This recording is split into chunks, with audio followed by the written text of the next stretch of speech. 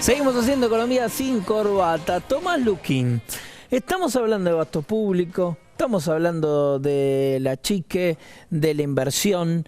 Hiciste entrevistas, tenemos especialistas que nos van a ayudar a entender un poco más. Exactamente, pero antes te propongo un muy breve juego. Hacé como que no estuviste en estos 3 últimos bloques. Sí. Y yo te ofrezco superávit o déficit. ¿Vos qué elegís? ¿Superávit o déficit?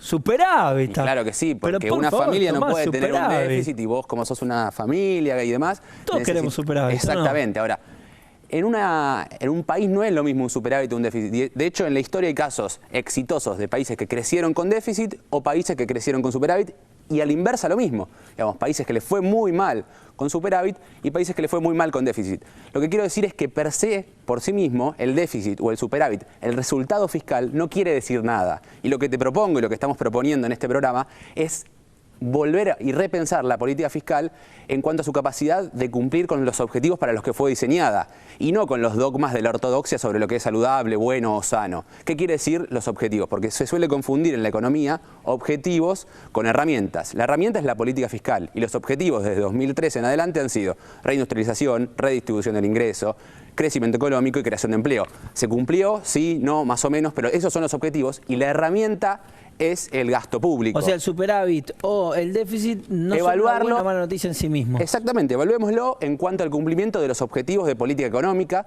con esta herramienta. Si tenemos déficit, pero el país crece, mejora la distribución del ingreso, eso quiere decir que el déficit no es tan malo por sí mismo. Y estaba muy bien lo que decía Agustín. ¿Qué tipo de déficit tenemos? ¿Un déficit que está basado en el endeudamiento externo o es un déficit que hay déficit porque se gasta para subsidiar el consumo energético, para que haya más planes sociales o política de ingresos que mejore la distribución de ingresos y el poder consumo, etcétera, etcétera, etcétera? Ahora, hoy sí entrevistamos a un economista que se llama Alfredo Iñiguez.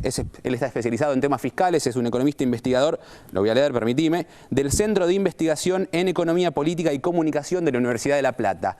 Y Alfredo Iñiguez nos da una perspectiva histórica de cómo ha sido el déficit fiscal en la Argentina y qué tiene que ver esto con la actualidad. Vamos a verlo. Durante el periodo en el cual se desarrolló este proyecto económico, las cuentas fiscales fueron y siguen siendo robustas, a pesar de un pequeño deterioro en los últimos años, básicamente en términos internacionales y en términos nacionales. En términos nacionales, en la comparación histórica, no hubo ningún caso en los años anteriores en los cuales hubiera superávit financiero. Y en este periodo hubo 6 años seguidos en los cuales hubo superávit financiero. Ya ahí hay una primera señal evidente de que las cuentas son diametralmente distintas a lo que eran en el pasado. Pero el otro elemento que para mí es más significativo todavía para poder analizar las cuentas públicas tiene que ver con otro resultado fiscal que ha sido dejado de lado en los últimos años, que es el que en realidad en términos técnicos se llama ahorro fiscal, aunque así no se lo mencione ahora, y que es el resultado corriente, que es los ingresos corrientes menos los gastos corrientes. Este es el resultado que se contrapone con la inversión pública. ¿Sí? Digo, la idea de ahorro e inversión, este es el resultado más relevante para mirar.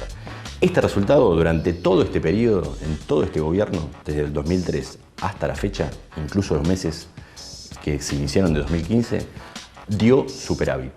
En los años anteriores, durante la convertibilidad, en los cuales el resultado era una variable relevante para la política económica, muy pocos fueron los años en los cuales el ahorro fue superavitario.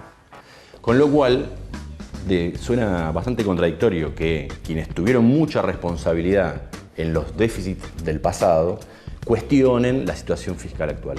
La inversión pública había sido la gran variable de ajuste de la convertibilidad. Si uno analiza las cuentas públicas durante la convertibilidad, el gasto que se redujo fue la inversión pública. Ese fue. El ajuste fiscal de los 90 fue la inversión pública. Este gobierno tuvo el desafío de recuperar la inversión pública y lo hizo. Pasó la inversión pública de representar cerca del 1% del PBI a el 4% del PBI, que es el actual, con el PBI versión 2004, o sea, el PBI revisado. Este crecimiento exponencial de la inversión pública obviamente fue secuencial y debe ser reforzado. Los reclamos de política de ajuste o consolidación fiscal, el eufemismo que inventaron para no hablar expresamente de ajuste, es un gran mito. El año donde las cuentas públicas fueron más deficitarias fue el año 2001, ¿sí? El año en el cual se reflejó la reducción del 13% de las jubilaciones y de los salarios públicos. Más señal de que el ajuste fiscal no resuelve el problema de las cuentas públicas, imposible. Si uno quiere resolver la situación de buscar el equilibrio presupuestario, la mejor forma es inyectando demanda, generando actividad económica, porque de esa manera el Estado va a poder recaudar más y con esa mayor recaudación va a poder financiar sus gastos y así, si se quiere, si ese es el deseo, si esa es la intención de política, lograr el equilibrio presupuestario. El resultado fiscal, el equilibrio presupuestario, no es, desde mi punto de vista, un objetivo de política. No lo es. Hay teoría económica que sustenta esta posición y bajo ningún punto de vista creo que la posición esta de las finanzas sanas, de la austeridad y todos estos principios que fueron consecuencia de una política económica que llevó a una crisis internacional de escala histórica, digo, tan grande como la crisis del 30 o prácticamente tan grande como aquella crisis, justamente es lo que estamos poniendo en duda en Argentina en estos momentos.